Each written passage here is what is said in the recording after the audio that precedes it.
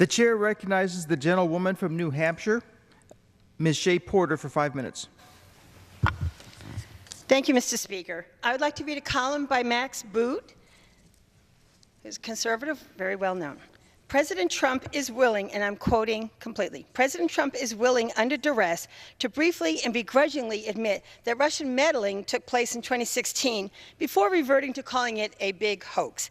But he always maintains that the plot against America had no impact. He describes it as a Democrat excuse for losing the 2016 election.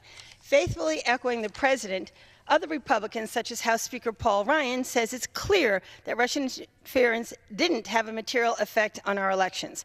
White House Press Secretary Sarah Huckabee Sanders even claims that the U.S. intelligence community reached that conclusion. Not quite.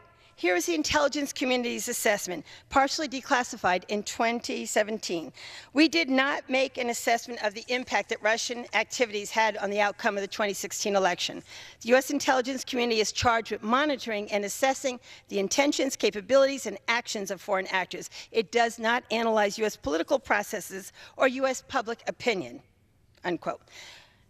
To continue the story that Max wrote, when then CIA Director Mike Pompeo claimed last fall that the intelligence community's assessment is that the Russian meddling that took place did not affect the outcome of the election, unquote, his own agency rebuked him.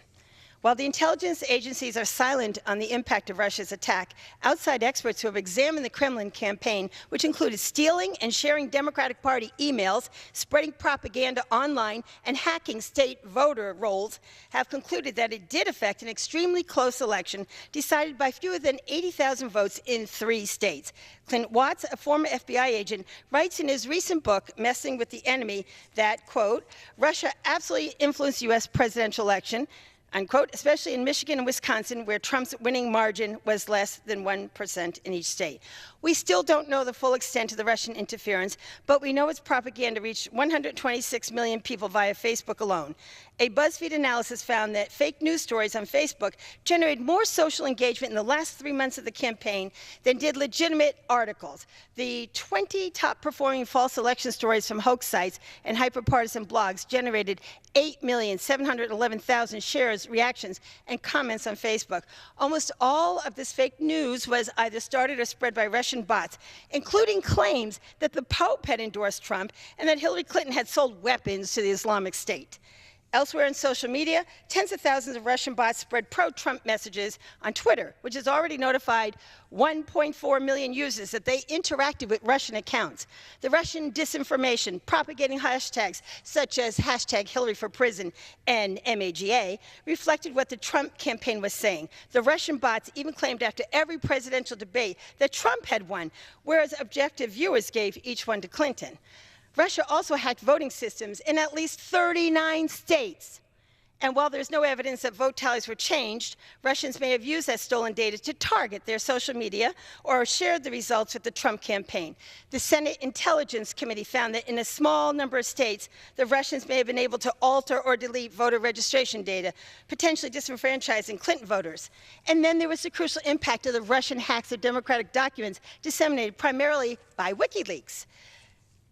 The first trench of stolen documents, more than 19,000 emails and 8,000 attachments, was strategically released on July 22, 2016, 3 days before the Democratic convention.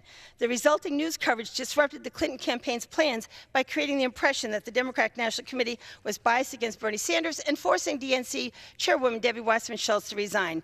The second trench of stolen documents was released on October 7th, just 29 minutes after the Post reported on the Access Hollywood videotape in which Trump is heard boasting about grabbing women by the genitals. These emails, stolen from Clinton campaign chairman John Podesta, distracted voter attention by revealing the transcripts of lucrative speeches Clinton had given to Goldman Sachs, a populist boogeyman.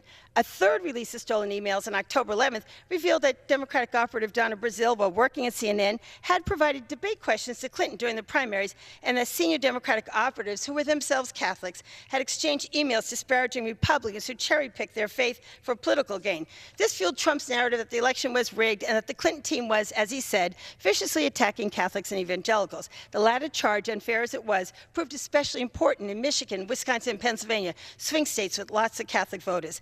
Little little wonder that Trump said, "I love WikiLeaks," and mentioned its revelations 164 times in the last month of the campaign. "This WikiLeaks stuff is unbelievable," Trump said on October 12th. 8 days later, he marveled, "Boy, that WikiLeaks has done a job on her, hasn't it?" Now, by contrast, Trump and his apologists pretend Russian intervention, Gentle ladies, including time has WikiLeaks, expired. was no big deal. That begs belief. The end of this is, and sorry, I have to skip over some of it, and again, it's quotes. That is Gentle the ladies, inconvenient truth that time Putin has Republicans expired. won't admit. End of The Max chair Boot's column. recognizes Thank the- you.